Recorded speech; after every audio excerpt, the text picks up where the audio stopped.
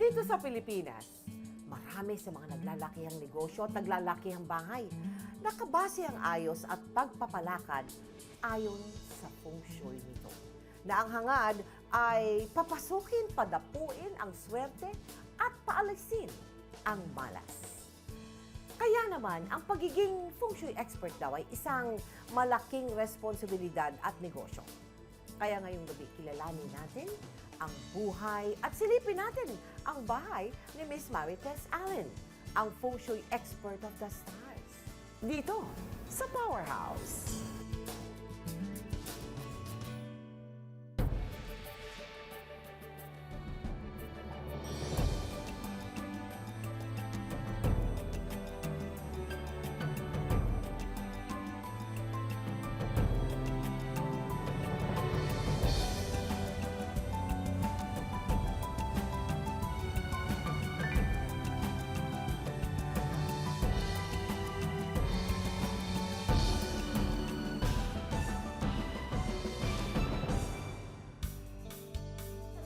Hi, Marites! Thank you so much Thank you for for allowing us to visit you Maraming in your... salamat.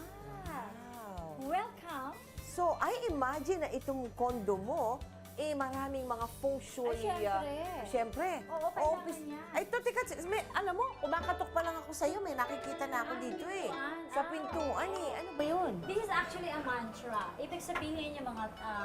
A prayer? Yes, Ano ba yun? actually, ang ibig sabihin nito is yung mga taong pumapasok at lumalabas dito ay nabiblisan din sila. Wow. So they get protected. Okay, great. Kabilang ng isang malaking angkan mula sa Masbate, si Marites Allen. Saan dosena kayong magkakapatid? Oo. So, yung syempre pag 10 ako, so sometimes mag-graduation kami sa school. Wala akong bagong sapatos, wala akong bagong damit. But I think because you just, at that time kasi ina-accept mo na lang eh.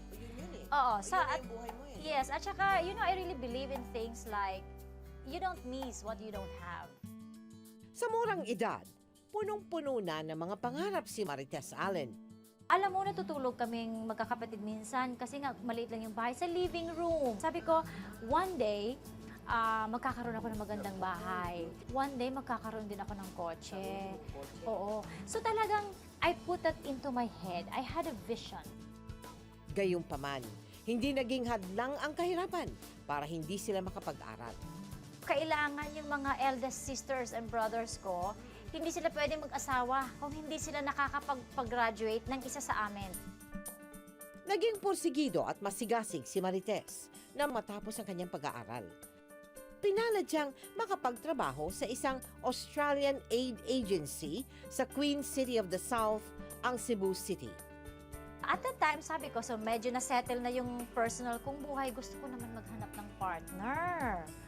O, diba? Ganun naman yun eh. 20 taong gulang lamang siya nang siya'y lumagay sa tahimik. Ang pagpapakasal niyang ito ay nabiyayaan ng 3 supling. Pero ang 5 taon na pagsasama nila ng kanyang asawa, nauwi rin sa hiwalayan. Sinundan pa na isa pang dagok sa buhay ni Marites. Ito ay nang yumao ang kanyang butihing ina. Kasama siya sa mga nalunod sa barko. Ang barko kasi nasunog, and then my mother was one of the casualty. So at that time, sabi ko, bakit sunod-sunod tong trahedya sa buhay ko? Single parent si Marites Allen. Pinilit niyang gampanan ang responsibilidad ng pagiging isang ina at ama. I have to start like 4 o'clock in the morning to cook the food for my kids kasi maililiit pa sila, iiwanan ko sila sa kapitbahay ko para lang makapagtrabaho ako for the day. Ay, hindi pa. Kasi nga, bago lang kami. Yung mga kasamahan kong mga asawa ng mga foreigners ko na boss, they already read feng shui a lot. So, marami akong files. Sabi ko nga, teka nga, ano nga ito? Makakuha nga ng compass at maayos to. So, at that time, nakita ko yung direction ko pala for love is to face east.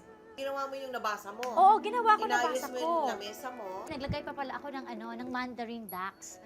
A pair of mandarin ducks pala in feng shui, they attest love for each other. But you only have to have one pair ha, hindi marami kasi kung marami rin kayo. Following weeks lang, grabe, gumana na siya kaagad. Meron mang nag-aaligid ng mga suitors. At saka hindi Pinoy, mga foreigners. Dumapo raw ang mailap na swerte kay Marites nang dahil sa feng shui. Kasama na pati ang pagdating ng bagong pag-ibig sa kanyang buhay. Si Nicholas Jonathan, na isang British executive. Sabi ko sa kanya, alam mo, iba yung buhay ko as an ordinary person because, you know, I'm formally married, I'm annulled from my marriage, I have 3 kids. Alam mo, oo, sabi niya, alam mo, you know, he's British. Sabi niya, I don't really care if you have no kids or even if you have 50 kids. I still love you the same. Aba, syempre naman ang Marites naman, syempre. Natunaw naman ang So, puso thanks na mo. feng shui talaga. Napili ni na Marites Allen at ang kanyang pamilya na manirahan sa Green Hills sa San Juan. At ang bahay na ito raw ang nagsisilbing sentro at simula ng kanilang swerteng tinatamasa. Kabilang na ang matanggap upang mag-aral at manirahan sa London ang kanyang mga anak. Payak man ang kanyang condominium unit, pero hindi mo maipagkakaila na isang feng shui expert ang may-ari nito. Sa katunayan, sa bungad pa lamang ng kanyang pintuan, makikita na ang mga naglalakihang frames na may imahe ng mga dragon na naghahatid daw ng swerte. Meron tayong tinatawag na 9 dragons. 9? Bakit Yes. Actually, alam mo, ano yan siya ha, gold-plated yan. Oh, wow. Because sa direction, di ba, meron tayong north, south, east, west, tsaka yung Okay. sub-directions na northeast, southwest, Mhm. northwest, southwest. So Mhm. that's 8 plus the center. So that Okay. makes all the directions 9. So this means that you may have or you're wishing the residents na meron kang source of income na parating from any of the 9 Of the 9 directions. So, kaperahan pala ito. Of course. Ang ibig sabihin niya, pampaswerte. Nariyan din ang kanyang mini fountain. So alam mo, ang water fountain, napaka-importante na meron siyang 6 tires, 6 tiers. Parang bumabagsak yung water 6 times. Because actually, heaven's number. Ang pagkakaroon din ng family portrait. Good feng shui daw yan. Beautiful family portrait picture. Wow! Actually, tita, sa mga manunood natin, Yes. kunyari gusto nyo magkaroon kayo ng togetherness in the family. In the family? O, kailangan na kailangan ang isang family portrait. Ganun ba yun? Hindi man daw likha ng sikat na pintor ang painting na ito. Ang imahe raw nito ang maghahatid ng swerte. They actually fly out. Okay. And they get opportunities for you. So that's very, very good for business. May lucky ship din si Marites sa kanyang mismong sala.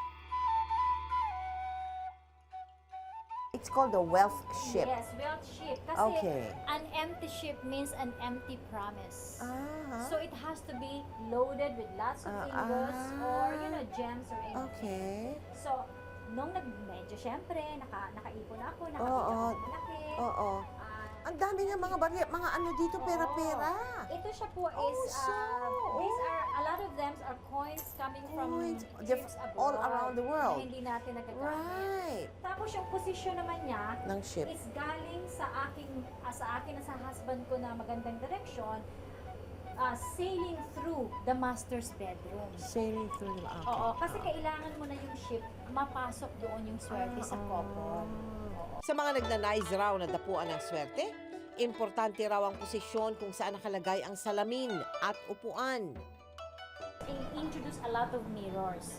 And then, normally, dapat yung table mo kasi, it has to be like either a rectangular or a circular. Circular. Tapos it has to be in pair, like 2, 4, 6.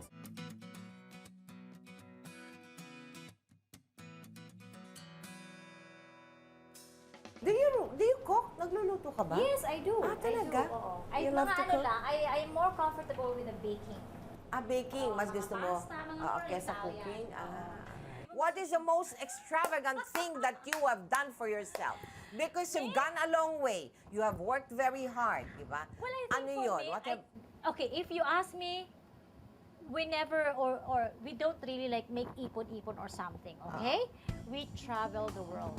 Okay. We have traveled to many places because we believe na ito na yung panahon na chance na pwede mo na makita kung ano man ang meron doon sa ibang bansa na pwede mong dalhin dito or to share. The world is so big. There's so much to see. And so much to learn. And so much to learn. So, we'd rather do it now.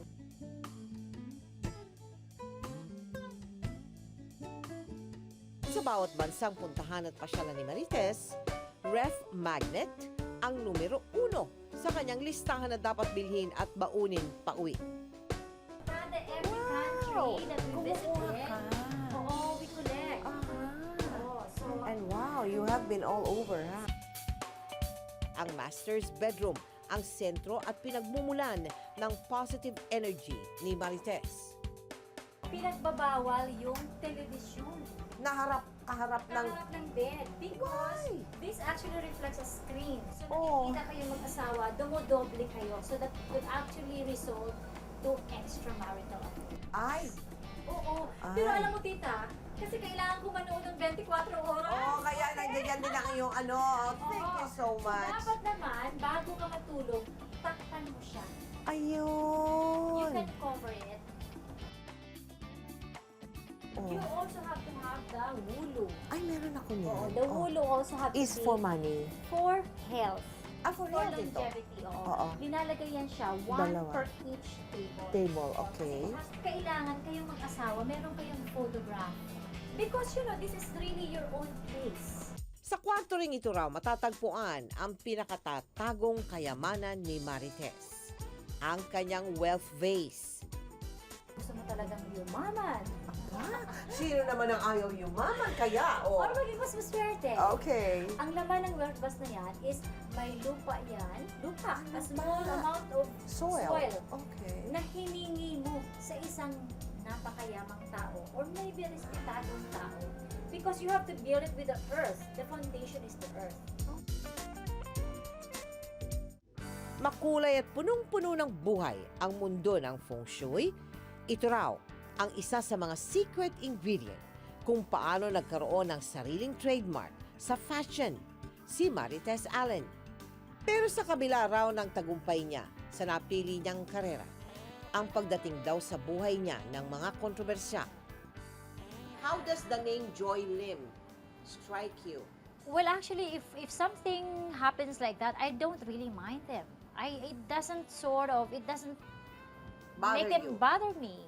Because I think at the end of the day, bottom line is, who is your principal commitment? You're committed to someone's happiness. So siguro may ambition na lang talaga is to really help someone else.